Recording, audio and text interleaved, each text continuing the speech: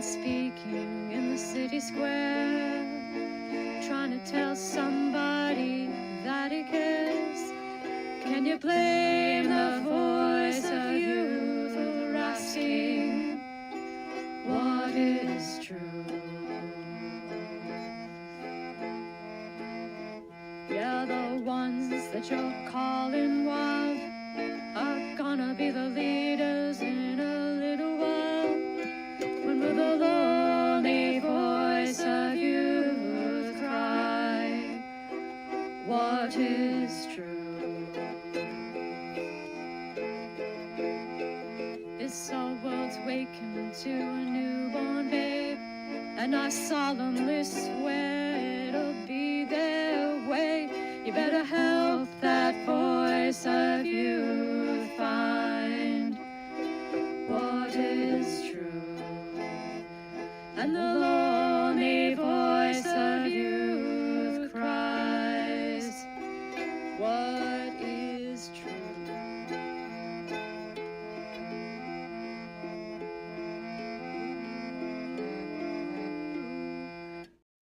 Boom. Still love that song. It is fantastic. We're gonna do more of those sea shanty intros. So we're working on more sea shanty intros. If you have any sea shanty conversion ideas, please send them along in the comments or on the Discord. Whatever works best for you. So we are prepared. We have our Sampel. I hope you also have something suitable to drink. We got the Muppet mug. Have you considered? It's important that you consider. Got some lovely mint tea in our skull mug, because all good pirates have to have a skull mug, as everybody knows. And then I've got some of my turmeric tea here in my captain's mug. So it smells good, still nice and hot. It's going to be really hot. Won't even be able to sip it. Good stuff. Yeah, big storm coming. Everyone's panicking. Apparently, the people in New England are freaking out like there's no tomorrow. That's what happens when you get traumatized by a fake news scamdemic. You drive people a little insane, and then they're insane. Why is Polly not up all the way? Come on, Polly. Work with me. There we go. She's just a little lethargic. Yar. Yar, sir. Yar. Yar and shipped, by the way. Don't get me started on vendors and why they can't get things done correctly. But lots of problems, lots of confusion, lots of miscommunication, apparently. However, shipped. So that's good. Yeah. It's been a hell of a week, actually. Doesn't seem that way, but yeah, a lot of weird stuff is still happening. People are still crazy, although the conversation has turned. So that's good. It's still coming, we'll say, towards the vocabulary we tend to use here and the concepts we tend to use here. Thank goodness. Because I think it's our only way out. We're really going to have to get better at this. I read this wonderful article today that said they're upending 70 years of linguistics understanding. And, you know, for 70 years, we thought linguistic was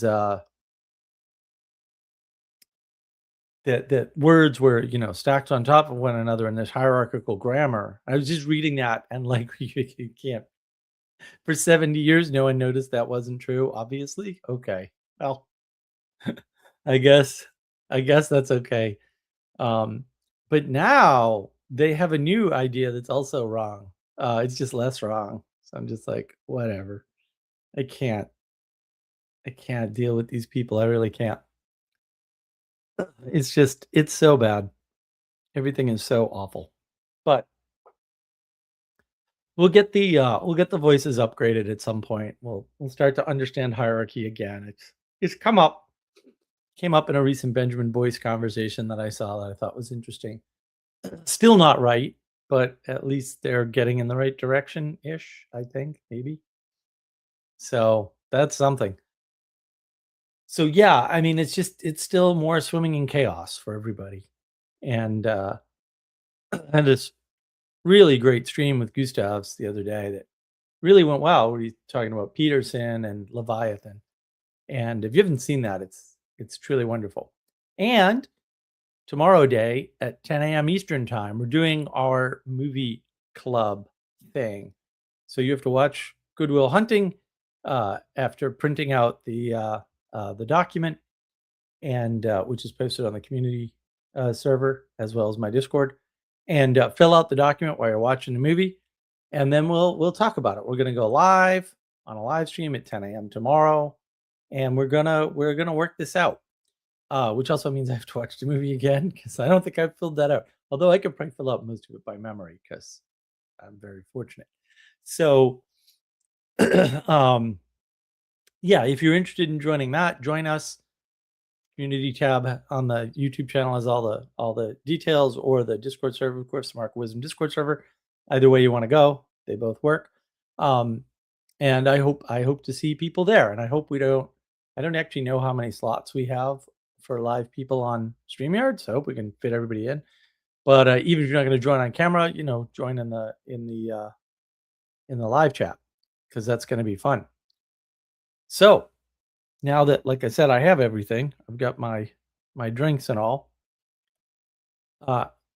Let's get on to the topic of sacrifice, because I think people are extraordinarily confused about this idea of sacrifice, and we'll say what it might mean, how it works, what it's good for, what it's not good for, what is good sacrifice, we'll say, and what is not sacrifice. And oh, excuse me, oh, my throat is still 2 weeks. The history of sacrifice is an interesting topic because for sociologists and historians and stuff, they tend to see these sort of linear ways of progress. And so, if you ask an AI, it'll talk about the changeover from blood sacrifice to a more symbolic giving up something for a higher purpose. That's not different, but whatever. So it sort of started out like the word sacrifice comes from the Latin sacrificium, which is a compound of sacra, sacred things, and facere, right? To make or do. To do sacred things, right? And the early usage in the late 13th century referred specifically to the ritual offering of a life or an object to a deity as an act of propitiation or homage. And I think, it's a reasonable baseline, right? But I think the easier way to think about this is giving up, and not giving up as in surrender. I'll go over that again later, but giving something upward, we'll say hierarchically, towards the emanation or something. And there's a bunch of scholars who have, these theories to explain how sacrifice works, right? So there's Girard, and I'm going to do a live stream on Girard again because Girard is talk about snake in the garden. He argues that sacrifice is like this temporary catharsis. Usually used in the community frame to get rid of aggression, right? By displacing violence onto an innocent scapegoat to restore peace. That isn't always what he says, by the way, and the fact that it changes is significant, which is one thing I'll go over. And Emil Durkheim I've heard of Durkheim before. I didn't realize how dumb he was, but now I do. Posited that sacrifice reinforced communal ties. So sacrifice can be personal and private. So no, this isn't that hard. Allowing individuals, which don't exist, by the way, so that can't be right, to lose their personal identity in favor of the group. You don't have a personal identity, and you don't trade it for the group. I don't know where Durkheim would get such an idea, but mental illness is a thing, I guess. It's the best I can do. And the interesting thing to me is that the modern so-called figurative sense of sacrifice, the act of giving a desirable thing for a higher object, emerged in the 1590s. Oh, the 1500s in language. What an interesting time. Oh, don't look up Cudworth. You'll cry. And then, by 1706, the definition expanded to mean any surrender or loss suffered for the sake of something else. That's not sacrifice, by the way. Making a complete shift from the ritualized killing to personal ethics and self-denial. Completely ridiculous. Things like that are the reasons why I have to have streams like this, because this isn't that hard, except for these morons, because wow, are they morons. You had it right in the Latin, as usual. Latin's a very precise language. So the problem is that the flat world comes from the individualism, which does not does not free the person, but traps them in a web of other persons who have more or less some kind of pressure against the will of that person trying to be free. But the question is, without giving something up to something higher above you, specifically sacrifice, why do anything at all? And then we wonder why the meaning crisis exists. Well,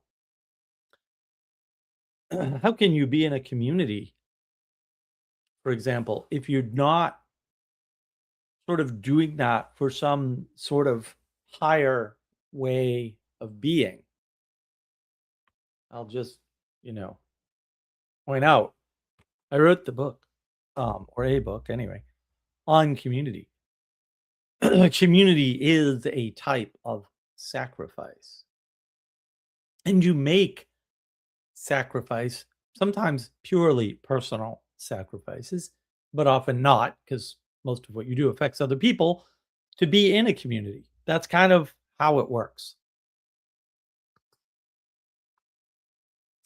So that's good to know. It's good to understand that this flat world idea means we don't understand sacrifice at all. And it would be wrong to say that all cooperation involves, some form of what we might call sacrifice. But that's not a terrible way of looking at things. I think a more important way of dealing with that is understanding what isn't sacrifice. And so true sacrifice is, goes towards something higher than yourself. It's not merely something later in time. And it's certainly not something lower. Right? Because sacrifice requires, we'll say, true faith. Okay? In other words, with sacrifice, you get nothing in return. Now, in this flat world, the problem becomes giving up has been reduced to trading because there's no higher. So you're just swapping one thing for another thing. That's just trading. That's not sacrifice. And I don't think people understand that relationship between, trading might look like sacrifice in a flat world. And so maybe you can't tell the difference, but it is this idea of something higher, not a trade. That's horizontal. That's the same layer. There's 3 layers, right? Or something lower, which would be bad, right? Like, no, don't do that. Um, and because there's no return, right? You're just giving something up, right? There's no expectation on the backside. That's what makes it a sacrifice. It requires that faith that what you're doing is correct, even though there's no feedback. Then it's a sacrifice. Other forms of, quote, giving up or giving away are not sacrifices. If you give something to charity, that's actually not a sacrifice. And not in all cases, but in almost all cases.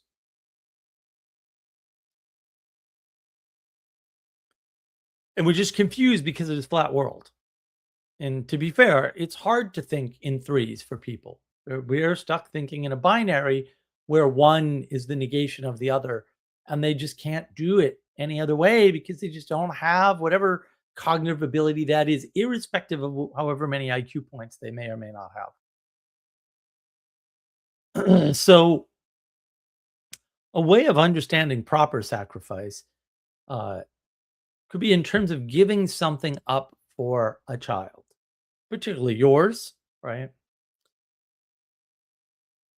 That is not merely an investment in the future because maybe you spank your child and maybe that doesn't work out and they get the wrong message from your spanking. I don't know. It's hard to spank your child. You don't want to punish your child necessarily, but you have to. You have to do things that are uncomfortable to you in order to make the child better because you have to form a child. They don't come out in this neutral blank slate state of okayness. They need to be formed into the world. So giving something up for a child is, one way to think about sacrifice. You sacrifice your time, you sacrifice your dreams, you sacrifice your freedom and ability to do things, right, in order to form or raise that child. And maybe it's just one lesson for a strange child you ran into in the park. I don't know. But it's a valid way to think about this question of sacrifice. And the thing is, and I sort of touched on this in the other live stream at the end of the live stream I did with Gustav's, generosity is often a sacrifice, not necessarily of money, right? I mean, it can be, right? But it can be time, right? Because the wealthy person has no expectation of return. And you can say, well, if they're wealthy and they're sharing their wealth with you, that's not even generous, but it is. They don't have to do that. Anything someone does that they don't have to do without an expectation of return is a sacrifice. It's that kind of way of understanding generosity that will help us save the world. I'm not being hyperbolic. They don't have to give you their money. No one's going to make them. They probably are smart enough not to expect anything from your sorry ass. Sounds pretty sacrificial to me. Maybe it is, from your perspective, if you're stuck in economics, a cheap sacrifice. But it's probably not. And it probably doesn't matter because you can't measure these things materially. They're based on faith. They're based on a lack of expectation of return. It's not a trade.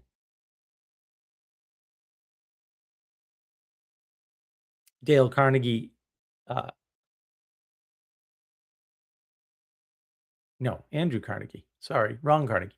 Andrew Carnegie, he gave all this money to libraries to set up something for people he would never meet. And, you could argue he did that for his legacy, but he almost no one knows about this. So clearly not. Other people may have wanted to preserve his legacy. And that's the ultimate credit. Building your own legacy means nothing and doesn't work most of the time. Very generous. And the thing is, a good leader sacrifices to do what they do. If there's no sacrifice, there's no leadership. Someone's just telling you what to do, but they're not accepting responsibility and taking consequences for things that they're not actually involved in many cases, then they're not making a sacrifice and they're not leaders. Now, you can follow people who bark orders or people with a title all day long and pretend they're leaders if you want. But that isn't how that works. Think about it. It's actually super important to understand that. Leaders make a sacrifice and they make regular sacrifices because maybe they have a reputation that can hold a lot of reputation damage points. And they can say, you know what? That happened. And the people under my responsibility did something wrong. I'll take the hit. Yeah, that's a good leader. They don't allow the people beneath them to take the hit. No sacrifice, no leadership. We lack good leaders.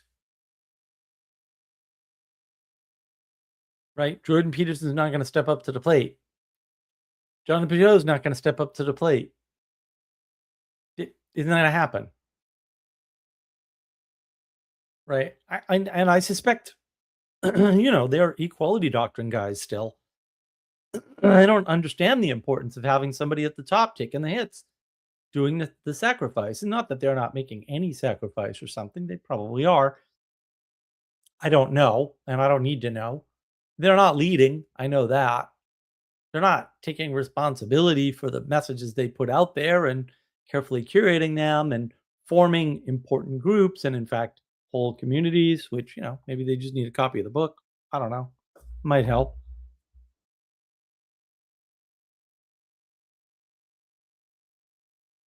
And the thing about sacrifice is there are plenty of situations where the only way out is to give up, not as in surrender, but to give something up to something higher, to go higher yourself. There are plenty of situations like that. That level of sacrifice is required not just for the future, but also for the present. And not for yourself or for anything you're going to get out of it, but for the betterment of everything and everyone. I mean that technically.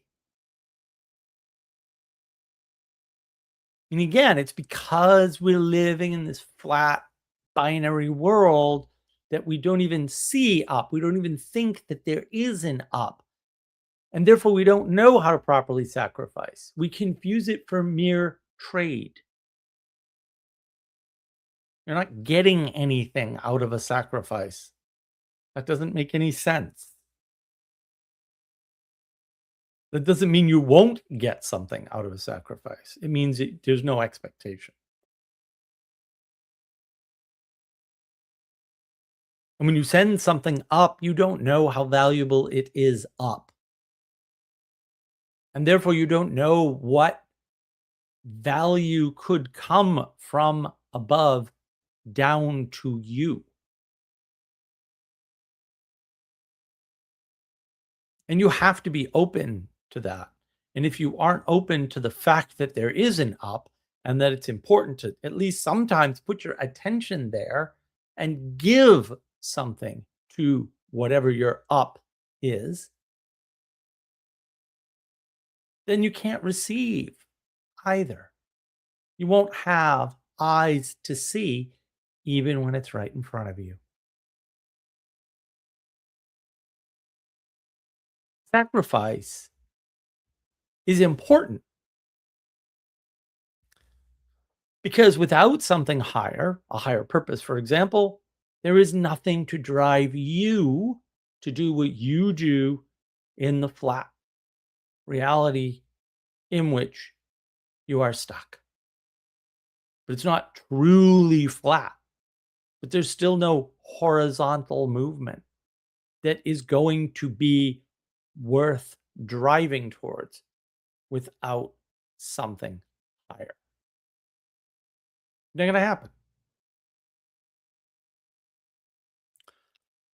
And the thing is, the place that you are, we'll say, most able to connect to, the place you can make the most connections with, is higher. And it's the most connected space, the space above you. When you ignore that, you degrade the world. The way communities work, which if you read this lovely book, you will find out about, is based on this very principle of a higher aim. Otherwise, it's just a group of people with a common interest is not a community. They don't have a higher aim. They have a common aim. That's horizontal. That's not vertical. You need those connections. You can't resolve war by counting up dead bodies or figuring out how much money one side owes the other at the end. That doesn't resolve anything, but it does lead to more resentment and anger. Sounds like a minus, but that's what it does pretty freaking reliably. It's almost as if you had a big war and then people made some calculation of money and land, we'll call it reparations, that the war would just happen again or something. See both acts of the Great War if you don't somehow believe me. The people, we'll say at Versailles, who were paying attention to that higher thing, all became disgusted and quit. The League of Nations crumbled shortly thereafter because there wasn't anything higher. And we could argue the UN also didn't do that, which, I would argue. So ultimately, you have to think about going up, higher, trade without reciprocation, based in faith of better and not in material advantage. That is sacrifice. It is valid to sacrifice your time, energy, and attention, which spells T, to get something higher than you can imagine, just not for yourself.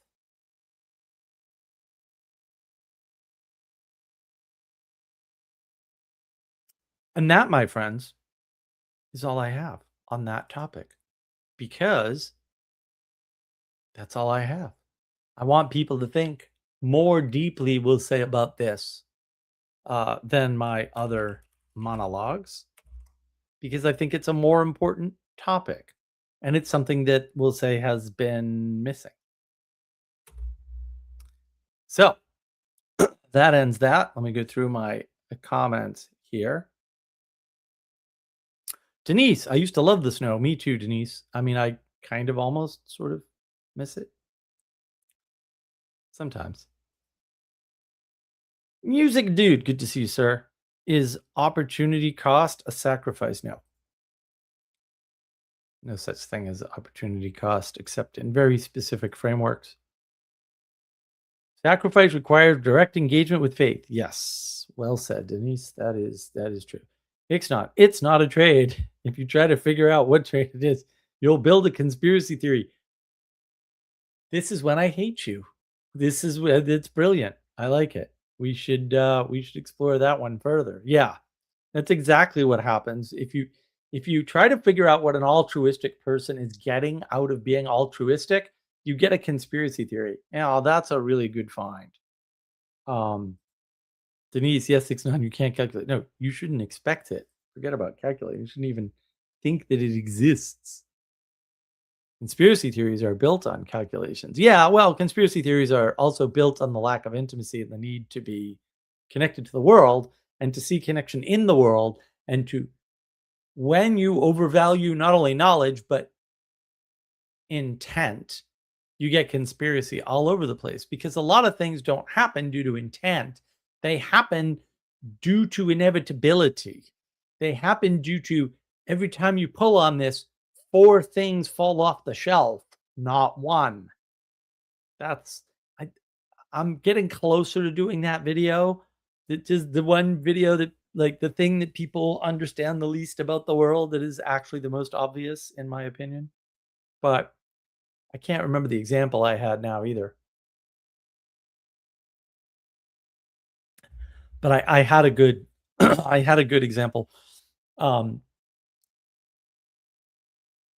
It's just this idea that we can, it's so scientific, right? We can just chop up the world and, like, move one part of it and no other part moves. And I'm always like, what are you looking at to come to this conclusion? Like, I don't understand, right?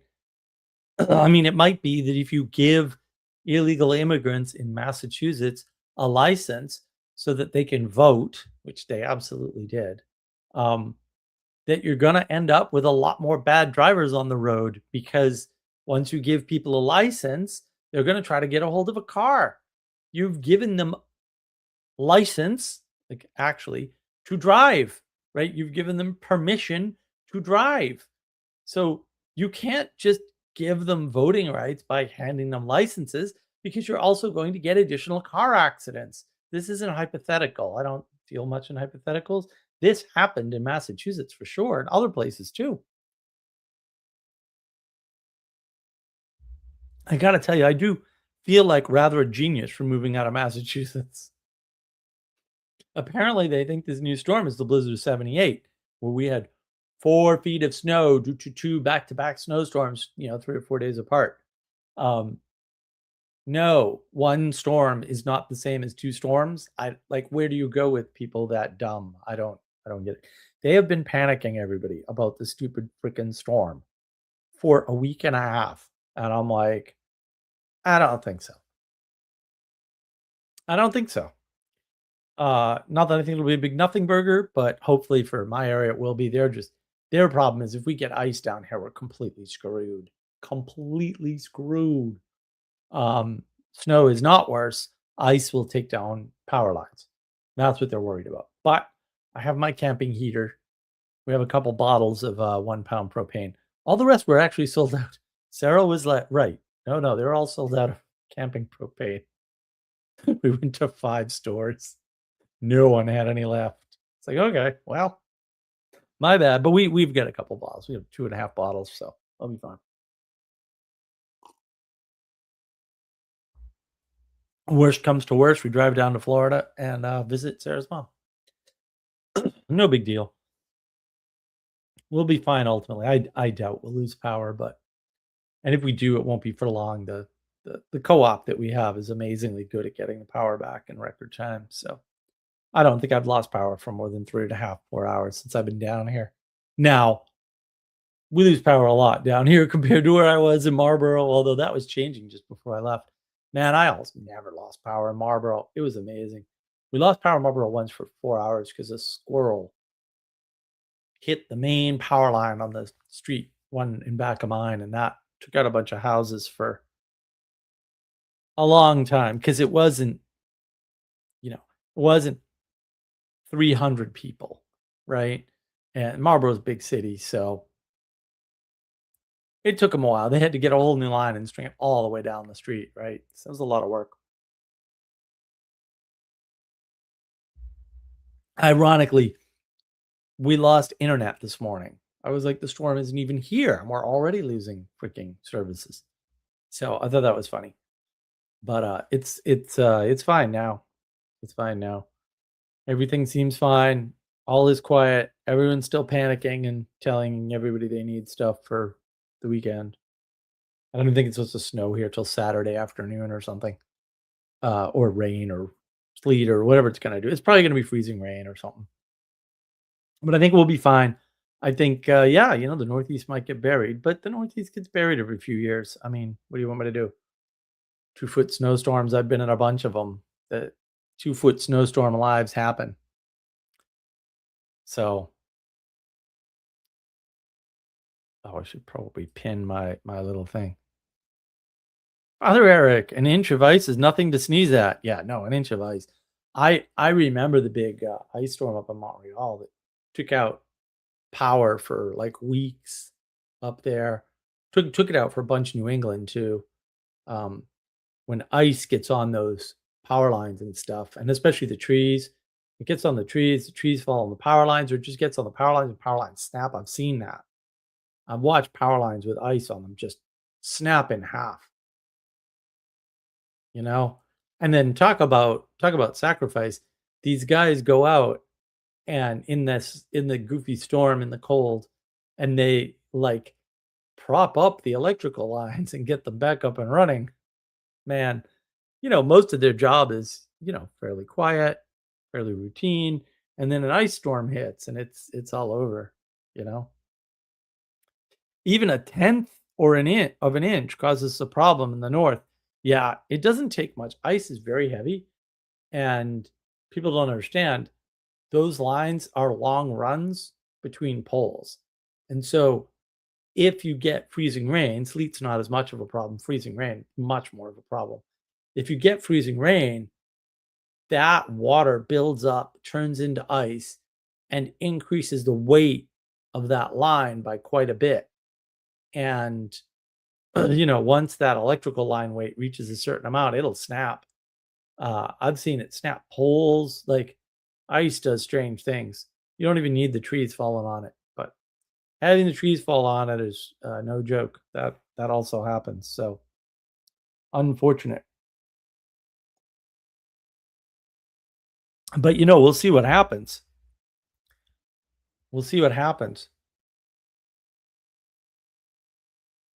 But I've been watching lately a lot of people talk about, they're everything's on the edge of this idea of sacrifice and what it means and things like veneration. It's interesting that I think because Charlie Kirk, who's not a martyr, is being called a martyr, that's an indication that we also don't have a handle on sacrifice.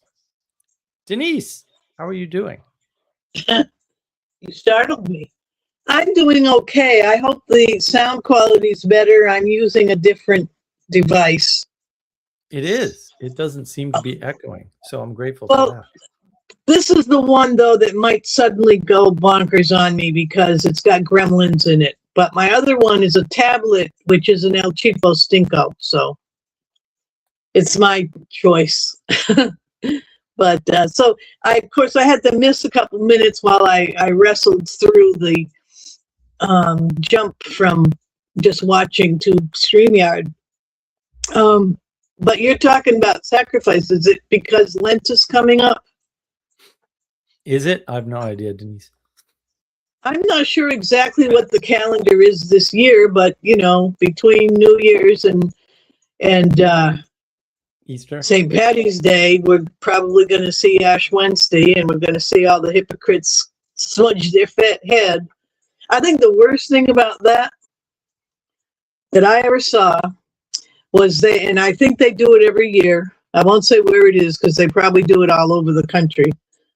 But I saw, I think it was a Methodist or Episcopalian church have a drive-through head smudging, and the priest was out there with his thing of ashes, and you could stick your head out the car window and get smudged. That's awful. Talk about, I mean, it's a sacrifice, yeah, to take the time to actually go to Mass and actually think about why you're doing this. You know, yeah, that's a sacrifice, but drive through head smudging. Well, once you If I was there, I would have stood next to him and offered to put a target instead of a cross. Oh, Just now I'm going to get throw your holy channel water. hit. Just throw holy water on them and see if they scream, because they probably will. Yeah, I mean, once you remove the structure or you rebel against the structure, all kinds of wacky things can happen. That's why in Protestantism, you know, the denominations do strange things and they don't agree because they don't have a way to agree. They don't have a mechanism of structure. And Yeah. that structure is super important. And you can't build structures unless you have ways of sacrifice. And you can't do sacrifice if you're living in a flat world. Building is work, and the Protestants turned work into it's not a sin to work, but it's a display of sin in their eyes. It means you're showing you're a sinner if you have to work. And I've begun to think a lot about the lies that we've all kind of unconsciously accepted about the history of the building of the great cathedrals, because they go on about all the peasants had to do this. Like, if you knew anything at all about stonemasonry, for example, or carpentry or fresco painting, that was a great deal of fun. And villages, once they started a project, some tiny little, you know, farm village gets an ambitious priest who says, hey, you know, we're going to start a cathedral. Well, over the next few years, they slowly start building and prospering, and the entire cathedral gets built out of the goodness of people's hearts because they put the time they could into it. People who did have money could say, hey, you know, I'll pay for the stone if you guys drag it to the building site. And it was a communal celebration and fun, and it was not sacrifice in that regard. But today, the only way you can look at any history that involves physical effort is to paint it with the pity brush. Well, no, yeah, I mean, it's an economic calculation, which, you know, it's not a lot of people talk about fasting as a trade-off.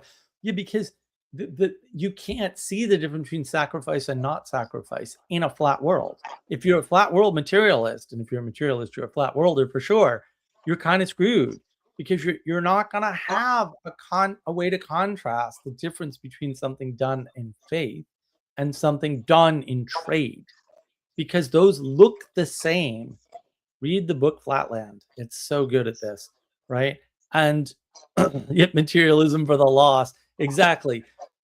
And I think the problem with Protestants and work is that work is more about personal salvation and not about exemplification of a virtue. And this is why I always struggle, and still to some extent struggle, with Protestant work ethic,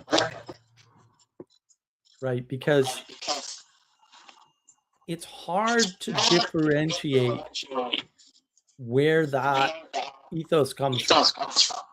Now you're echoing now, Dylan. Oh, I know what it is. Let me just get rid of it. Yeah. Oh, hold on a second. That echo. Let me mute. Yep, that's fine. Thank you. Yeah, I mean, when you start looking at, do the Protestants work, and what work do they do, and which Protestants work, and, you know, which don't, and things like that, and then you're like, but where does that push to do the work come from? It seems to come from a personal piety. You know, it's not coming from a sacrificial engagement. It's a personal engagement in something redemptive, and it may be redemptive of the world or something, but You're doing it yourself. And I think that's one of the problems, is that when you don't have a sense for generational momentum, when you don't have a sense for preserving your heritage, preserving your heredity, preserving your personal past accomplishments as part of something higher than yourself, i.e., a line of peoples with a last name, right? Then you're losing the ability to even look up. Because when you compress time, you flatten the world. And a lot of people are doing that. Yeah. Yeah, it's an interesting problem, because I think that as we move forwards into this, and I look at these people that are planning this weird, brave new world of computers even doing our thinking for us, and even doing creative. I mean, the first thing they're giving the AI to do is the fun, creative stuff. You know, that, oh, you can make videos with this and you can do music with that. And it's like, what are we supposed to do if the technocrats succeed in this madness that they're building? We're all supposed to be contemplating our navels or something? I mean, life without effort is boring. And sacrifice, it's an engagement with the faith, not at the conscious level, but at the heart level. And when you come out of it, it's not boring. Yeah, I think the bigger problem is that what ends up happening is people get caught in this resentment dichotomy, where they are resentful of people with money, but everything they want to do requires more money.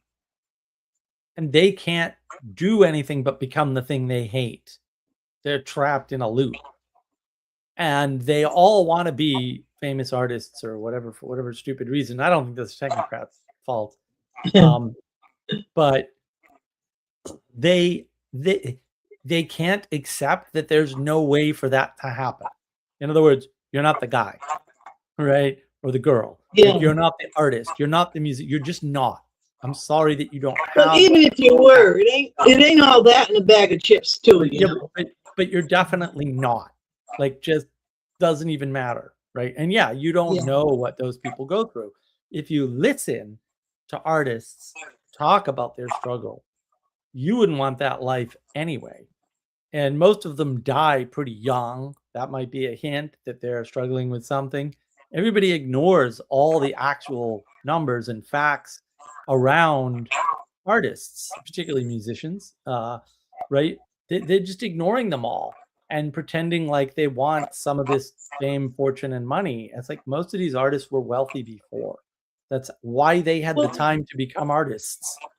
Yeah, but then to get back to what I was saying earlier about the village, the medieval cathedral builders, that we look upon today historically as great artists because we have their stuff, you know, if it survives, it ends up in a museum.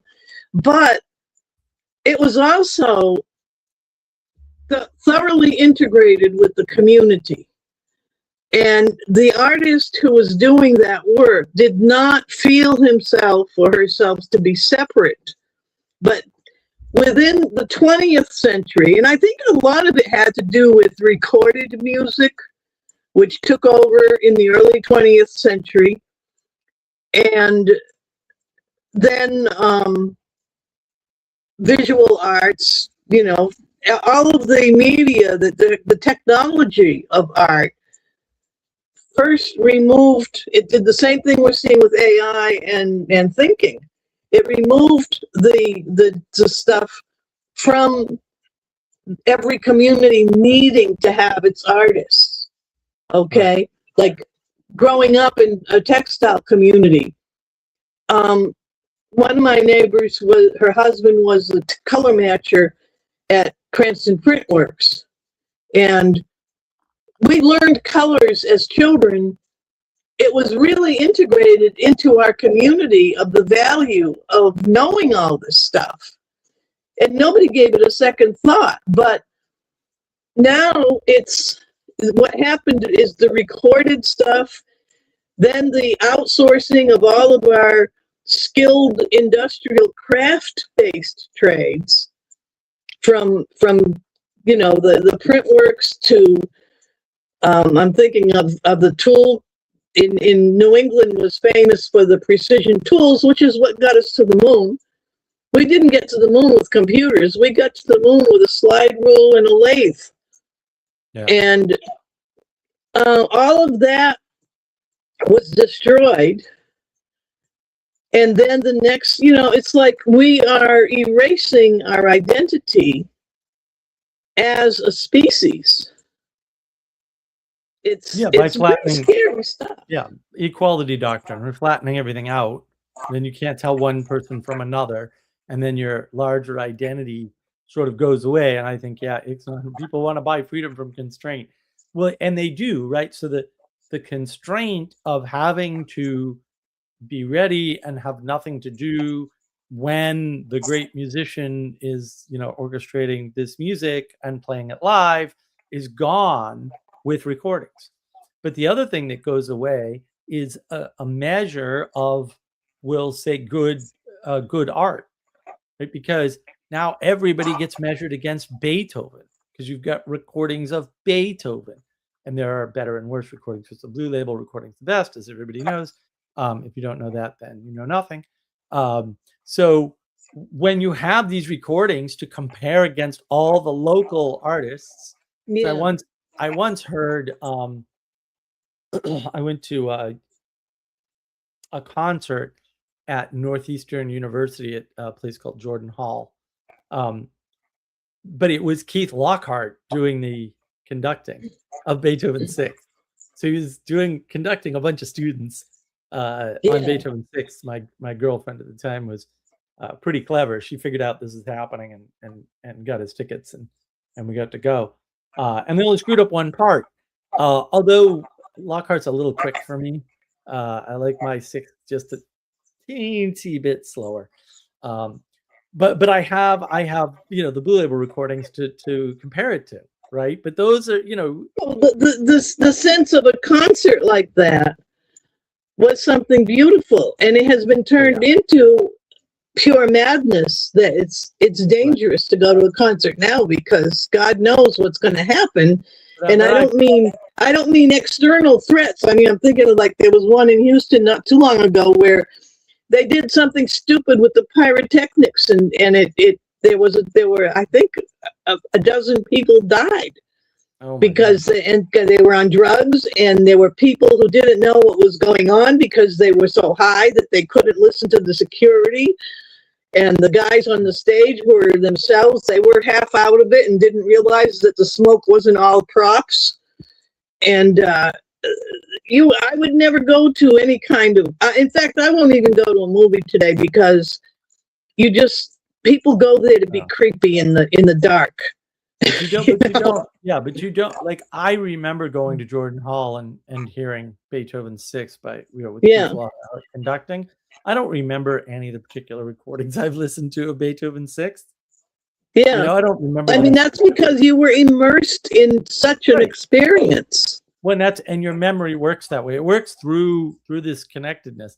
Sally Joe, artisans embellishing their home, their place, making it identifiable, showing the edges between identities. Yeah, exactly. When you don't have sort of local artists to show you local identities, you're going to strive for identities from far away because they're better, right? Like, Karajan is a better conductor than a bunch of other conductors, right? Or John Williams or whatever, right? So you're not going to listen to your local conductor, and then you're not going to have a local identity. Also, people moving between communities instead of growing deeply into it both have a cost. Exactly, Sally, right? Intense cost will come either way. Yeah, it is that mixing of things from far away, of things that are better. Not every community is going to have a world-class conductor Well, ironically, you're talking about the erasure of identity, but yet we are living through possibly the most identity obsessed period of history that has been, but it's like organic identity is erased, and then you have to choose a label and call that an identity. They don't. Yeah, they want identity. They need identity, but they're trying to be individuals, and you can't have both. And so that's what causes the identity crisis. Is just trying to be an individual, and we'll say self-assigned identity cannot ever, under any circumstances, no matter what, work. But you need identity. You can't really do without it. And so we seem identity obsessed, only because the ways that we try to enact identity are now personal, and they can't be. Like, that's never going to work. No. I have to shut the camera off for a split second here. I'll be right back. No problem, Denise. People are not required to keep your cameras on 24/7 on my streams, especially if I know who you are. It's a little bit easier if I know people. We don't want to get bombed. We've been bombed before. Hasn't happened in a while, thankfully. Hopefully it won't happen anytime soon, but it has happened. These things do happen. I got so badly bombed once. I dare not say what happened, but I'm going to say it anyway. It was really obscene. And my shock upon the person had taken the avatar of someone I knew, but then and I stupidly didn't really check carefully enough. And then it happened, and I was so shocked that my reaction was to grab my phone and slap it down on the table so I wouldn't have to see it. And I'm sitting and I'm like, oh my God, because everyone else is still seeing it. And I was so upset I couldn't get because my phone doesn't like my fingers anyway, because I have arthritis and it doesn't conduct or somehow. So I always struggle with the buttons. Yeah, that was funny. I mean, it was not funny, but it was funny because I'm sitting there and I'm like, oh my God, I gotta shut that thing off. That happens. It's not. There are a flood of identities on offer to, quote, individuals. Yeah, I mean, this is the problem with supply and demand. They sell the identities now. When people want an identity, someone's got to provide it to them, or if they want to identify something else, right? Academic Agent is there to tell you how to understand Nick Fuentes in terms of, quote, ring psychology, using metaphors from the WWF, which he apparently never watched, by the way, because he doesn't actually understand any of that stuff himself, which just cracks me up. Yeah, I mean, he'll offer you this identity. It's ring psychology, this guy's the face and this guy's the heel, and those are just identities. You can identify as a shaman if you want to give me the money to go down to South America and take some drugs in the jungle for a while. Well, not even. You can just call yourself a shaman. And I think this is related to the fact that, and I knew many people who did this. I don't know why they did this. People are dumb. They would become ministers, by applying online and getting a mail order degree. Mail order degree for ministers, I guess, which is it's the problem when you don't have a hierarchical structure in place. You lack this hierarchical structure, and it creates all kinds of knock-on problems. So, Ixnon, Academic Agent denies being as good. I don't know. I suspect I can't listen to any more of his stuff than I already have, which is already too much. So I suspect that's true. He's a Brit. So there's all class of problems right there. Listening to Brits talk about America is completely hysterical. And it's so obvious that they can't understand it, that it just cracks me up.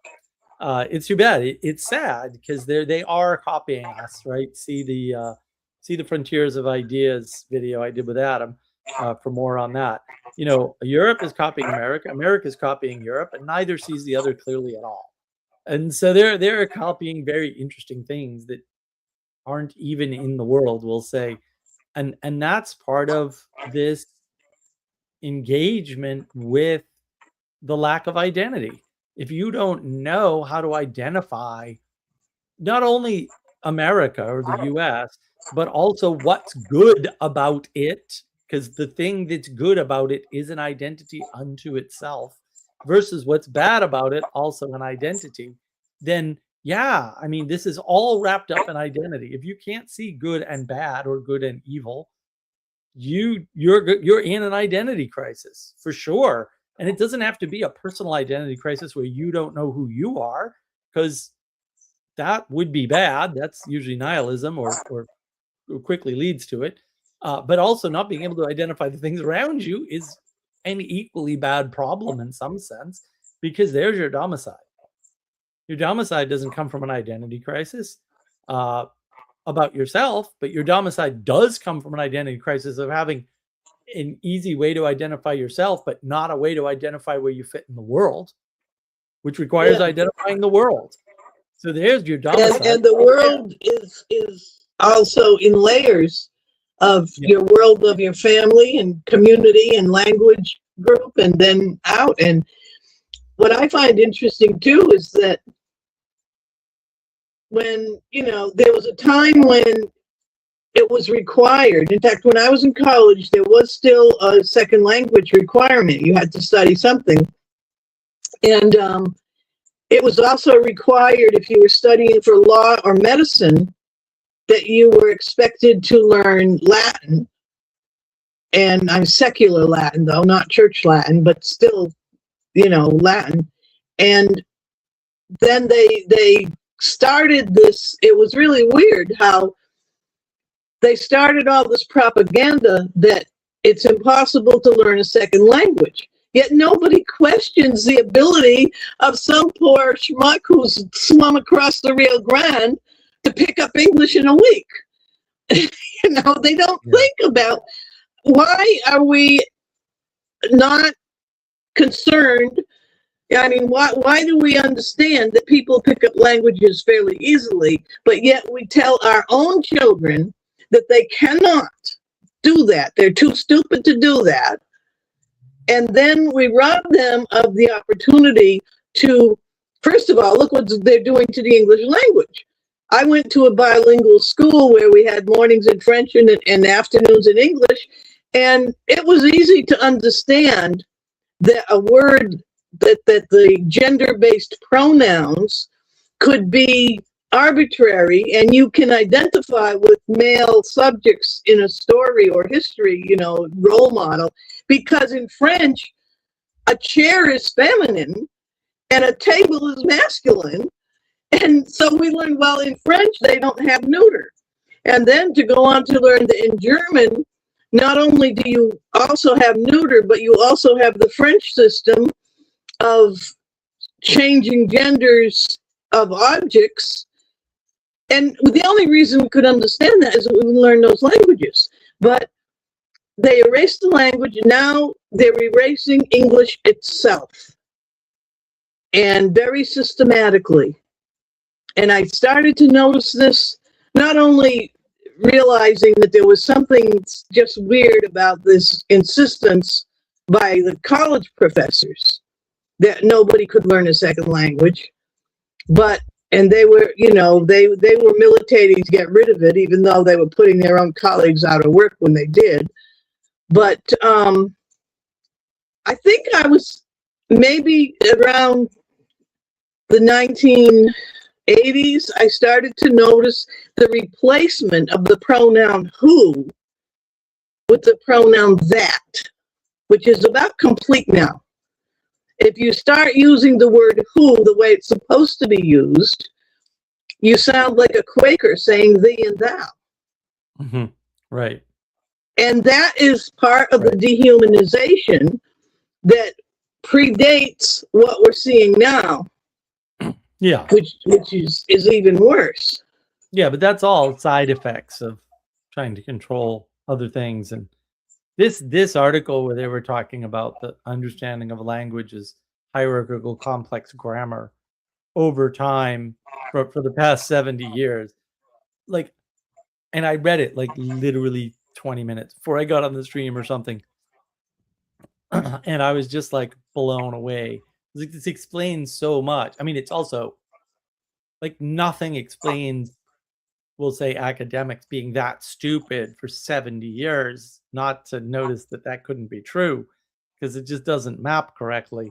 But it does explain why a bunch of things happen and why there's all this confusion and why, you know, you get bizarre, PhDs making utterly nonsensical statements about linguistics all the time. And I'm like, you guys, do you talk? Because I don't understand how you think language works that way. And yeah, now they're realizing it doesn't work that way. I'm like, these guys are all geniuses. Like, how do you not know that? I knew this. Like, what the hell?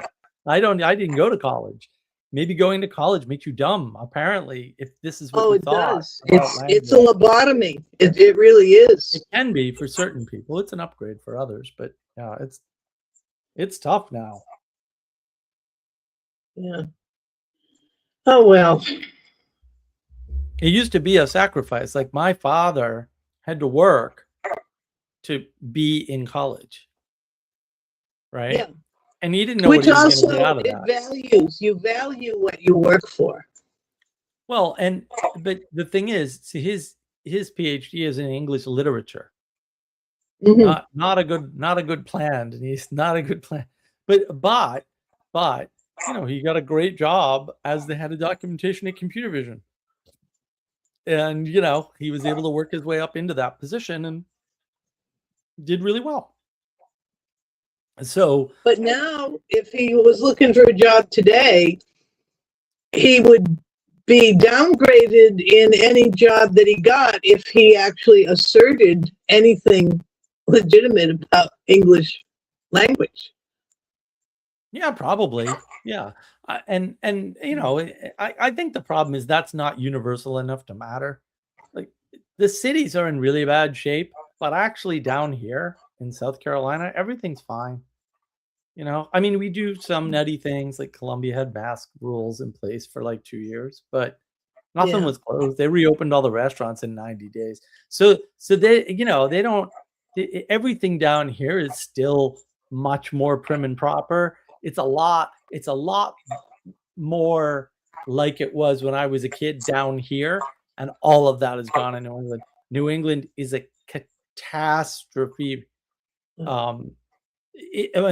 It's a monument to the catastrophe of leftist ideals. It's Really, so it destroyed. is. Yeah, even the Republicans, so-called Republicans, and the conservatives, all the conservatives either are in hiding or have been corrupted. I can't tell, because they seem to be hiding. I know a few of them are hiding, but they're not out there exemplifying. And I really do think that was Mitt Romney when he did his presidential run, and he was. Oh yes, Mitt Romney was definitely a lot more significant than most people realize, because that's another thing. People think in terms of political cartoons and memes, as they say now. And they think, oh, Mitt Romney, oh yeah, doggone car roof. And it's like, that doesn't matter. Women in binders. In fact, the dog probably enjoyed it. Yeah, women in binders and all that, and his political advisors must have been retarded. That's like, they did not prepare him for any of this. He actually thought these people were principled. Actually, well, there I go with my conspiracies, but do you know about the LeBaron Mormons? No. Mitt Romney's parents were members of the LeBaron Mormon compound that's just south of the border in Mexico, that's related to the stuff that happened in I think it was in the 80s. They thought they had a serial killer in Houston. Turned out he was a LeBaron Mormon who was the enforcer for their They've got a thing called blood atonement. Yeah. Okay, now if I care about your soul, I make sure that you die before you get a chance to sin any worse. You Right. atone with your blood. Mhm. Okay, that is, and this guy, I don't know how many people he executed before they realized, no, this is not a serial killer. And his name was Ervil LeBaron. Well, the LeBarons, Romney was born in the U.S., so that's why he was able to run for president. Fortunately, he didn't get too close, but the parents moved from that compound up into the United States, raised him here. His father was the governor of Michigan. When his father became governor of Michigan, it was a rural, like almost non-existent government kind of state, kind of Wild West kind of place, I guess. And they did okay. But it was Romney Sr. who put in the structure that has turned Michigan into the bureaucratic nightmare it is today. Romney moved into Massachusetts. He was a bishop, and he built, I almost said mosque, temple. He built a temple in Belmont. Yeah, the big. Now, he was bishop, and people in Massachusetts didn't even realize they were electing a bishop to be the governor. He owned Bain Capital. Bain Right. Capital owned Aspen Education Institute. Aspen Education Institute is one of the primary chains of residential schools for wealthy families to stick their troublesome teenagers. And the teenagers were subjected to Maoist style reprogramming. And I could go on, but You say that, you know where it's going to go. It ain't going to go anyplace pretty. No, I mean, yeah, there's no connection between those things. Of course, all the wealthy families have connections like that. The Yeah, problem is, but when you you're know, wealthy- Romney, like I say, he's a lot more significant in what's going on today than most people realize, because he acts like a buffoon, and that's kind of the image they throw out there. well, he doesn't act like a buffoon. The left made him look like a buffoon because he was Yeah, well, what I mean, unprepared. yeah, but they want that image out there so that he could continue to do. They can continue with what they're doing. Because that campaign broke him. He was completely unprepared for unprincipled behavior from the other side, because the elites are often completely clueless. I mean, you see it all over Twitter now, right? They're trying to go, oh, look, you didn't care about this shooting, but you care about this shooting. And it's like, that is not going to work on a leftist, because leftists cannot embody principles. Cannot. It's not going to happen. You're not going to embarrass them into switching their beliefs. That they don't have beliefs. Like, that isn't the right way to think about them. And Romney was very much that's caught true. up with that.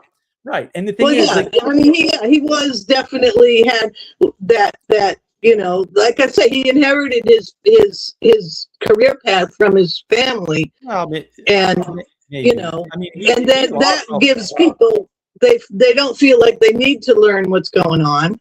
He lost all except his for, I mean, no, the wealthy can't learn what's going on. Like, they have to be brought up to care in spite of not being able to learn what's going on, because you can't learn the perspectives of people in financial classes or socioeconomic classes that you're not in. Like, you actually can't. There's no way to do it, because you only grow up once and you get that perspective and you're kind of screwed. And that's not a problem if you're raised correctly. And I don't think Romney was not raised correctly, but he certainly, I don't think anybody in New England was prepared for the turn of basically this idea of unprincipled behavior in the layers where they operated, right? Everybody in the upper class in New England, when I grew up there, operated under a set of very strict rules. And those rules were based on principled behavior. And that principled behavior is important. But when you flood the world with unprincipled people and allow them to hop socioeconomic classes, now you have a problem, because socioeconomic class is an insufficient identifier. The thing about Romney that people don't realize is, yeah, he ran Bain Capital, and he built Bain Capital from basically, having no money, effectively, right? And when he was there as managing partner until the day he left, he never allowed anyone to get laid off or fired as the result of them acquiring a company. Now, people pointed out that, well, Bain Capital laid off all these people, and they always forget to mention, yeah, but Romney had already left, guys. And that's why they never did it while he was there, because he actually wouldn't allow it.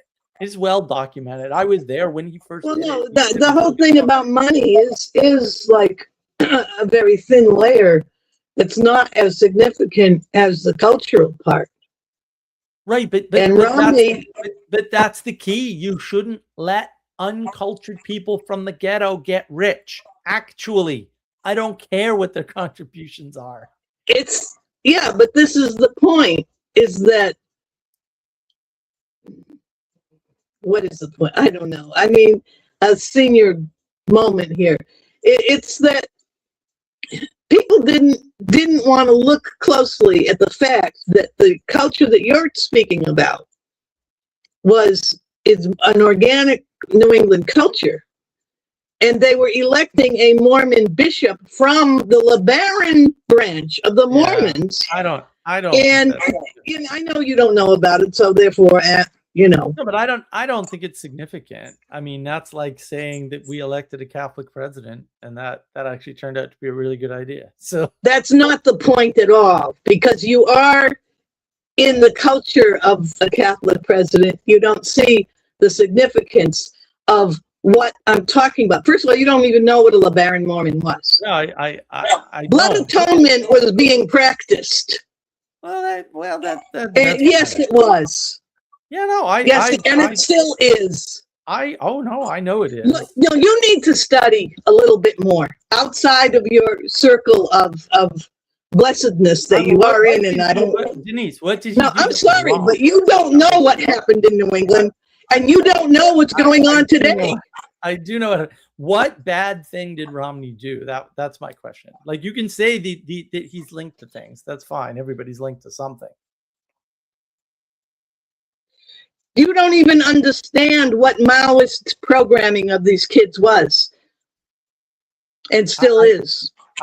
I do, but what's the result? I care about results I see in the world, not about connections you can make to things. The people who are buried because they've been murdered, because Romney put a network in there, and I don't want to speak anymore. Okay. Well, that's fair. Anselman, death penalty for which crimes? No, that's not death penalty for crimes. That's not how it works. Blood atonement works by, you stop to prevent you from sinning further. They stop you from living, right? And then that is supposed to redeem you. The fact that you were stopped by effectively someone more righteous or someone on a righteous cause. And the Mormons aren't the only ones that have systems like that, by the way. But if you watch, Hardcore History has this great series on painfotainment, which everybody should watch. The way in which redemption for crimes worked with the death penalty was fairly straightforward, but it was ritualistic, and it was ritualistic for a reason, right? And that reason actually matters. It was also public, and it was public for a reason. And a lot of that got destroyed with the French Revolution, which industrialized that process. And and so you don't have the guillotine industrializing capital punishment probably does more damage to the world than anything else, like at all, ever, possibly.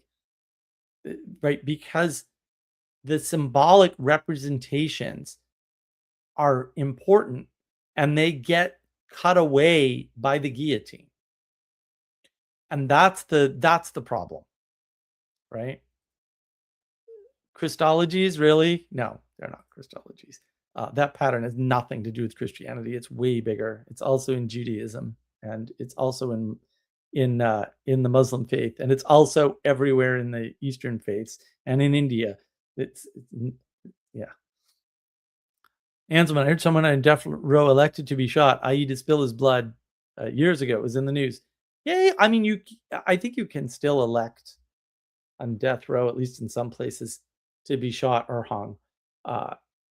The key is that it's public, but it's, they make it private now, or they make it standing room only, 12 people sort of thing. And that has destroyed a part of the culture. If you listen to Painfotainment from Hardcore History, from that podcast, and I think you have to pay for it now, but yeah, it's really important to understand that taking that out of the society has damaged it in some way.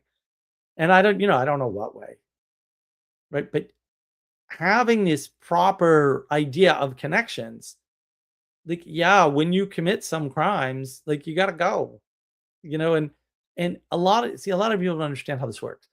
When you make a statement that is clearly incorrect, people notice, at least unconsciously.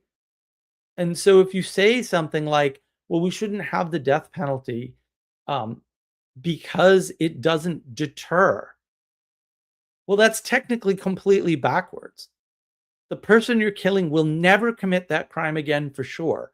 So yes, it does deter. It's that simple.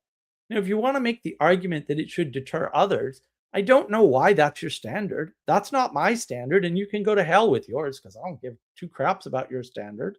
Sorry. I also don't want somebody who murdered somebody to murder more people. And if a sure and certain deterrent is killing them, then that is a deterrent, and it works.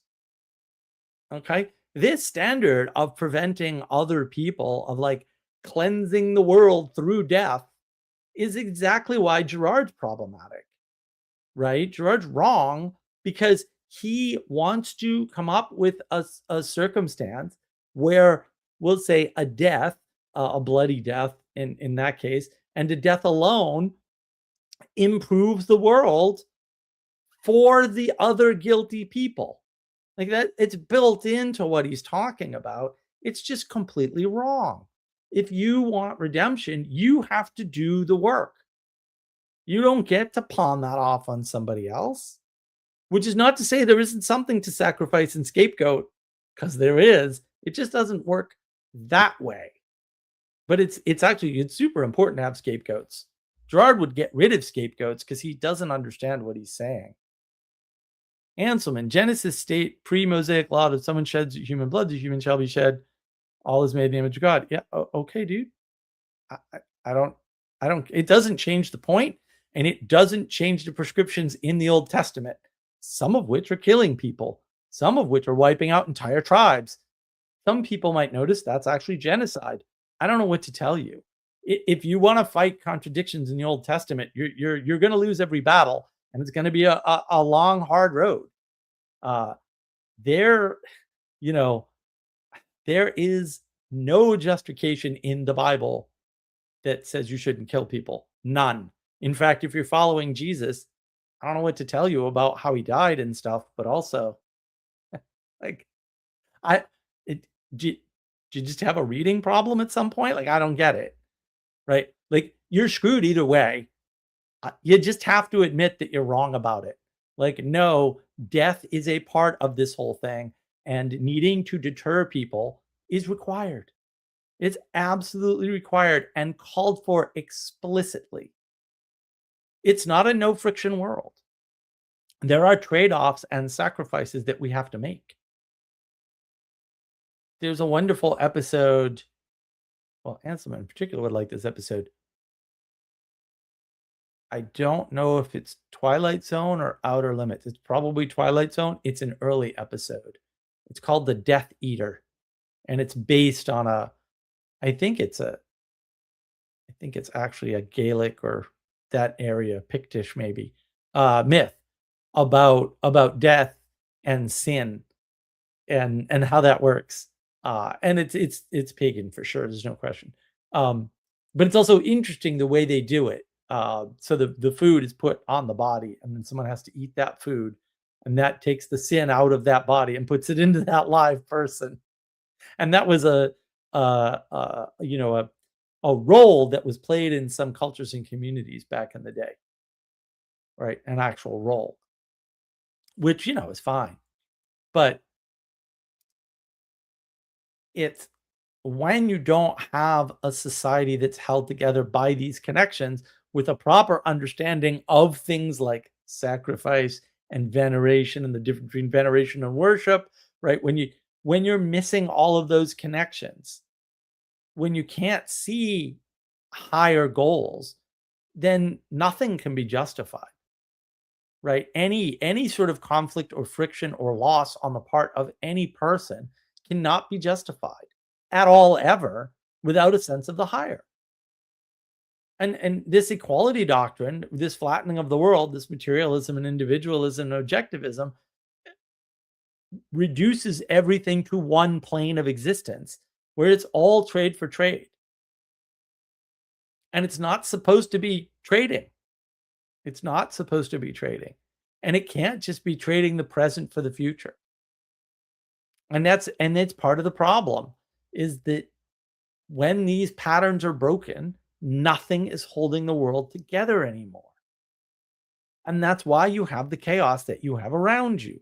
That's why you don't see what's going on. That's why there's conspiracy theories everywhere, because anybody can connect two things. Anybody. Right? Because any two arbitrary things are connectable any number of ways. I mean, you can put anything into ring psychology if you want. I don't know why you would. Maybe you're an academic agent and you're trying to sell your courses and sound clever or something, even though you don't know the WWF. Whatever, I guess. But if you're not looking at something higher to enact the good, which is even higher than the thing you're looking at, then you're going to have a problem. Anselm, that's why it's good to have a prospect of life come after death. Well, it is and it isn't. I mean, you can get this pagan Death Eater idea, right? Where there's this dichotomy. And, as Sally Joe talks about, things can, when you bifurcate the world into things like life and death or heaven and hell or before and after, you're still stuck in a binary. You're still flattening the world, and you're still going to have problems with, the way to connect things in the world. Because the connections, you have to have the vertical connections in. It's Night Gallery. Thank you, Ixnon. Yes, Rod Serling's Night Gallery. See, he did all three shows, I think. I think he did Outer Limits, Twilight Zone, and Night Gallery. Yeah, no, Night Gallery is really good. I like Night Gallery. Yeah, the Sin Eater is great, and I forget. I can't remember the name of the famous actor who's in that episode, but yeah, he's not as polished as he gets later on. I think it's whoever played Richie Cunningham in Happy Days, but I might have that wrong. There is a famous actor in there though who wasn't famous at the time, I think. And we don't have too many of those shows anymore, you'll notice. The entire hierarchy of the media has changed. And with YouTube, everything's gotten worse, unfortunately. I mean, I love YouTube, obviously, but also talk about destroying a good hierarchy. Thanks, YouTube. I'm glad we have Rumble around to really stick knives in the hole. Right? I mean, at least Rumble's trying to set up a hierarchy on their system that will hold. But those forces are going to rip it apart because the people on Rumble are anti-hierarchy, so they're rebels for sure. So it's going to be a struggle, right? And then we're still that's the struggle of the age, that and the money laundering. We're in the age of money laundering and rebellion against all order and structure, right? So reducing everything to economics has really not done us any favors. And, you know, in the case of somebody like Mitt Romney, you know, you can take Bain Capital's goal of making money and say that he sacrificed that to preserve jobs, which is fair. Like, he definitely did that. You know, on the idea that he would get nothing out of it, and he didn't. He got nothing but berated for doing a good thing, and I think that broke him, because until the presidential run, he was a much better person. Not that he was like the greatest human ever. I know people who like, you know, had interactions with him will say, you know, and he was very upset when anybody was doing anything on a Sunday near his house and stuff, which is, Mormons are strange. So, you know, he wasn't, we'll say, the most affable person in the world to the people around him, even who lived next door, which is unfortunate. But also, when you can't differentiate, we'll say, the fact that he changed, right? There's a marked change. Like, I think when he instituted universal healthcare in Massachusetts, A, it saved the state a bunch of money. That was a good idea. And B, it got everybody better insurance than they had before. And it was cheaper. Like, it was a win-win-win-win-win. It was just great. It was a really good idea. Unfortunately, what he didn't understand was, well, the Democrats are eventually going to corrupt that. And they did. They did. The minute he was gone, they corrupted it. And, you know, Massachusetts was always a democratically controlled state, even though they had more, when I was growing up, way more Republicans. That's a little mysterious. Just like California. It's very strange. Democracy when? Right.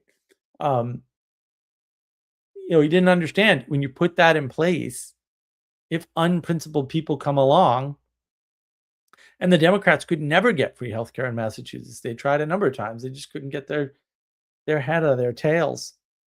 They couldn't do it. They wanted it. They just could never do it because they're not competent, and they're not principled, and they're not good, and they never were. Not for 1 minute. Sorry. Still the slaveholding South done to Democrats. I don't know what to tell you, right? It's a real issue when you can't discern when things break, or that things that get set up can get corrupted under certain circumstances. And then, you know, obviously the whole US healthcare system that we have is based on Mitt Romney's model. Explicitly, 100%. That's what justified it. And that did nothing but destroy healthcare in the United States entirely. Healthcare here is now absolutely awful. Absolutely awful. Even the best health institutions are no longer as good as they once were because of that law, directly. And the direct line, you can see the causality. It's not that hard. And some places got better for sure, but on average, it's way worse. A lot of doctors quit.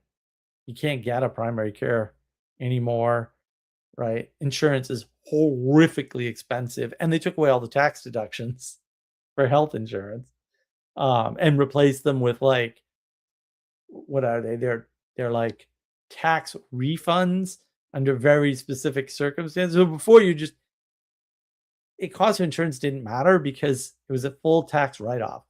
So you never paid taxes on money that you spent on healthcare. So you could have a very opulent plan, and it didn't matter. Now, if you buy an opulent plan, you're getting taxed on it. And even if you get a refund later, that's no good, right? It makes having insurance very expensive.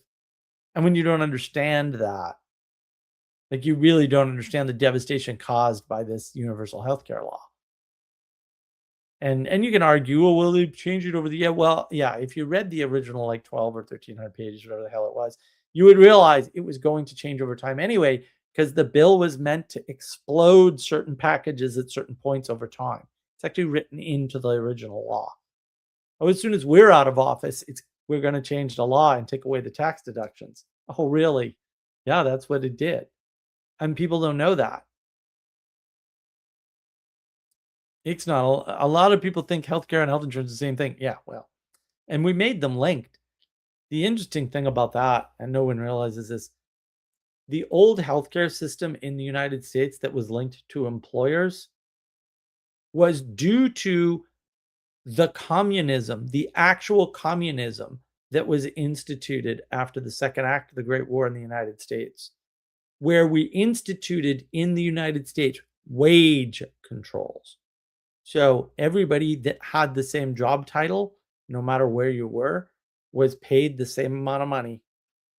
We did that in the United States as an experiment. So what the employers did to get better talent and get rid of worse talent was to give different benefits packages. So they partnered with the insurance companies to increase the pay of certain people in certain positions based on paying them more by giving them benefits, not in cash, because you couldn't do that. It was actually illegal in a bunch of industries, right? So they paid them in better benefits. And that all kinds of weird things happened. Like if you were in upper level management, you had a Cadillac healthcare plan. And if you were in middle level management, you had a decent enough healthcare plan. It was fine, but it wasn't the same one as if you were higher up in the company. All kinds of things happened, right? And then insurance was linked to employers, because employers would pay insurance companies because they were using that as an incentive to get better employees without having to pay them more money because it was illegal. So the socialism caused the bad healthcare plan to begin with that everybody said they hated. Well, it was still 1,000 times better, and there were way more people insured than there are now. So I don't know. I think that worked out pretty poorly. I think it's a bad idea. I think maybe we should go back. I know everybody says we can't go back. No, we can go back. We could undo that tomorrow. Allow people to buy care directly in a pool, right? That just isn't determined by the employer or is transportable or something, right? That'd be easy to do, actually, but no one's doing that. And fair enough. I mean, to be fair, matching insurance to your employment makes a lot of sense because it restores the class system to some weird degree.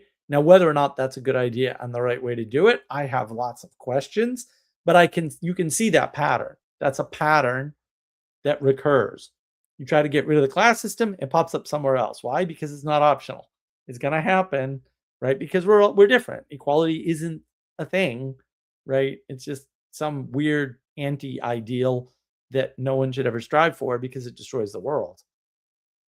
And we got lost with that.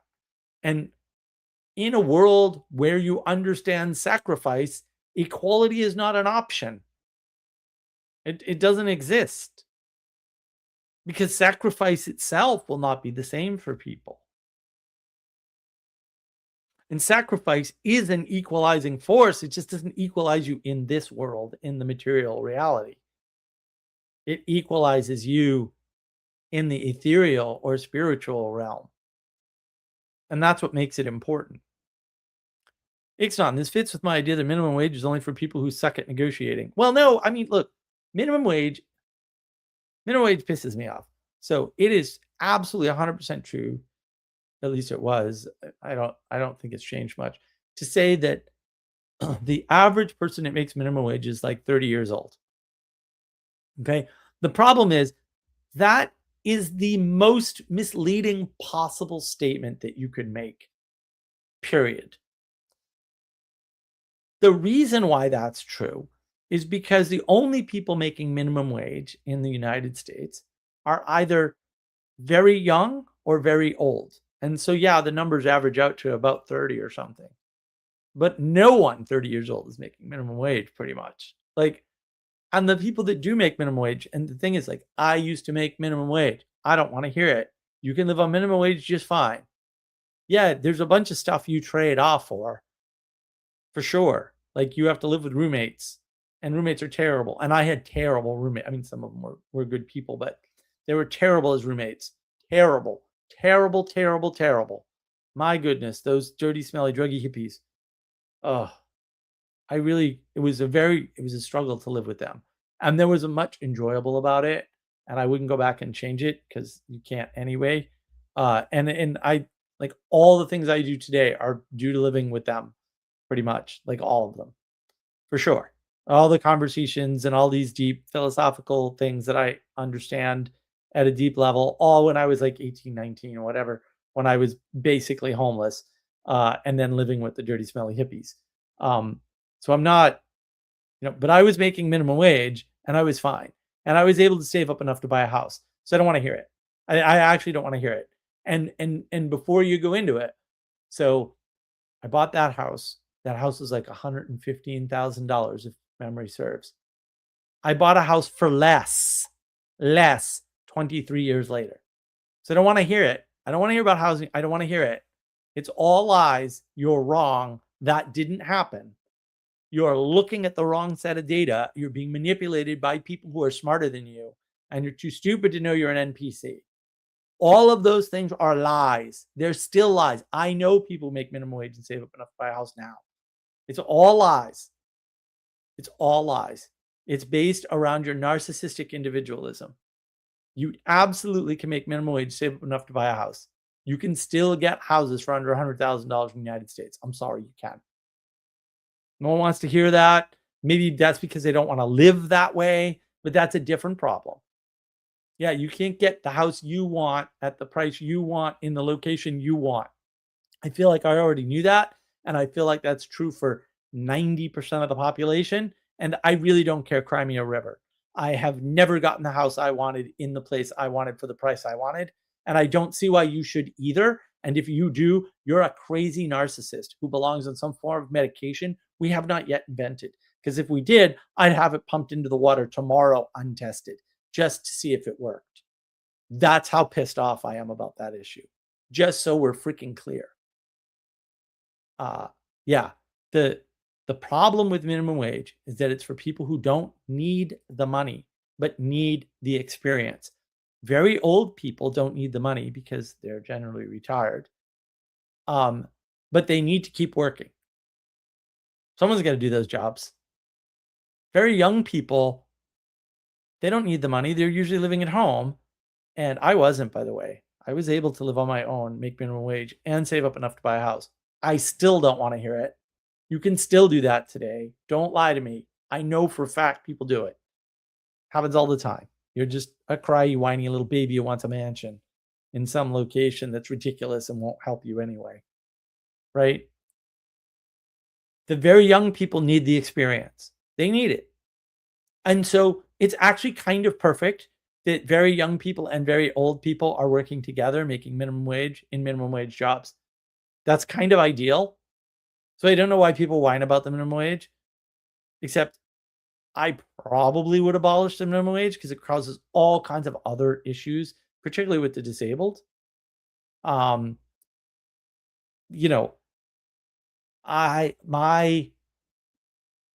my minimum wage, before my minimum wage job, I actually made $2.25 per hour more than minimum wage when I was at UPS. UPS paid very well.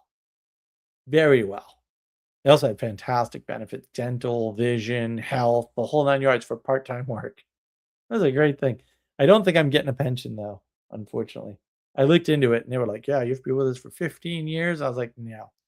I was like more like a year and a half, guys. So that job paid more than minimum wage already way back then.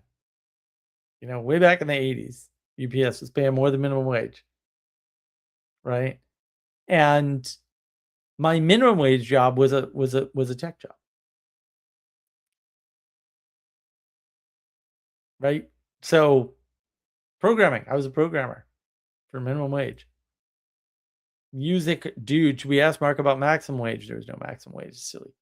Some things are unbounded. Unbounded sets. I don't know why everyone should know more math than me. If you don't know more math than me, you should actually consider a lobotomy or something. Like, I don't know what hope there is for you because I'm terrible at math. But you got to understand unbounded sets. Like you have, because sets have a minimum of one, or should anyway. But unbounded sets have no maximum, and that's asymmetryism. No one understands asymmetry. It drives me absolutely nuts. I will have to do a stream on asymmetry at some point in the future. So look, who is going to be tomorrow at my little movie event? That's my question. other than, say, Ixnon, because he'll be there at 10 a.m. Eastern for sure, I bet. With his, I know he's already watched the movie and filled out the damn form because he's a crazy person.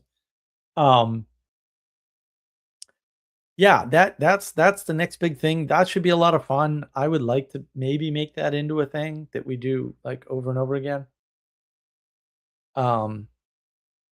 Nick's 9. Yep, I'll be there. Well, that's one anyway. It can be just you and I. It'll be fine. Standard deviation of wage? No. You should get paid what you're worth. And you in particular, sir, should be okay with that. The fact that you just don't know how to value yourself is a different problem. And I haven't been unsuccessful in getting you to realize that the world is your oyster, but you don't know how to take it. Very sad. Very sad. And it's not for everybody. I mean, yeah, there is a point of negotiation. I mean, Peterson talks about this. If you're going to be in a negotiation, you have to learn about the fact of negotiation and how to operate different types of negotiations. And if you don't do that, you're always going to be paid less than you could be paid. And less than you could be paid might be more than you're worth, but those are two different issues, right? So somebody who shows up on time on a regular basis is worth all the world, even if they have no skills. And people don't understand that. Like, that's the core basis of all value, is showing up on time consistently and reliably. Everything else is gravy. In fact, that's covered in my book on community, because it works the same for non-monetary items. And that's the issue, is most of the economy is not monetary. I make that case in my economy video. That's an old video by now. It's short though, I think. If I remember correctly, it's one of my shorter ones. But you guys should check that out. All right. I'm going to sign off. It's a great sacrifice to do this. A lot of time, energy, attention. We spend some money on props. We have artists do, and I'm working on another sea shanty. We have artists do stuff for us. That's a sacrifice on their part for us. And really for you, right? This is all for the audience, live and otherwise. And it's always like dismaying to me, like on the Mature Peugeot conversation, we had all the trolls, like the host is doing this and the host is doing that. What were you promised and how much were you paying me? Okay. You could at least be, gracious and show some gratitude for all the time, energy, and attention I sacrifice to make these things happen on as regular a basis as is reasonable, I think. Because I can't do these every Friday. I get to it 52 weeks a year, but we get pretty darn close. So good night, Ixnon. We'll see you tomorrow at 10 a.m. Eastern. I don't remember what that is your time. Some ungodly hour, no doubt. And yeah, I'm really looking forward to it. Join us if you can, live or, after live on the recorded part. And listen, everyone needs to focus. The world needs you, so be better. And in order for the world to be better, you need to be better. So take care of yourselves first and each other, and have a great week. I'll see you later.